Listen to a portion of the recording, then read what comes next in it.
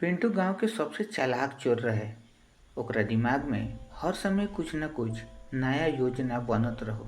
एक दिन पिंटू के खबर मिलल कि सरपंच जी के घर एगो नया टीवी आइल बा। पिंटू सोचलस, ए बेर त हमार नाम बड़का चोरन में गिनल जाई, आजे जाके चोराएम। रात के वो चुपचाप सरपंच जी के घर में घुस गई। टीवी उठा के भागे लागल, लेकिन टीवी के वजन बहुत ज्यादा रहे। पिंटू पसीना पसीना हो गई, लेकिन टीवी उठा के भागते रहल। आखिरकार वो गांव के बाहर पहुंच के लंबा सांस लेहलस और टीवी रख के आराम करे लागल। तले पीछे से एगो आदमी पिंटू के पास आइल और कहलस, का हो भाई, बहुत भारी सामान बा का?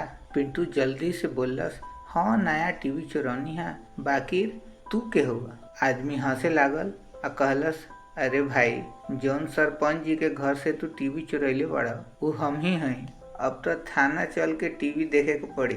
पिंटू के होश उड़ गई। सरपंच जी खुद ओकरा के पकड़ लेहलन और पिंटू के चोरी के प्लान ओकरा के जेल के रास्ता दिखा देहलस।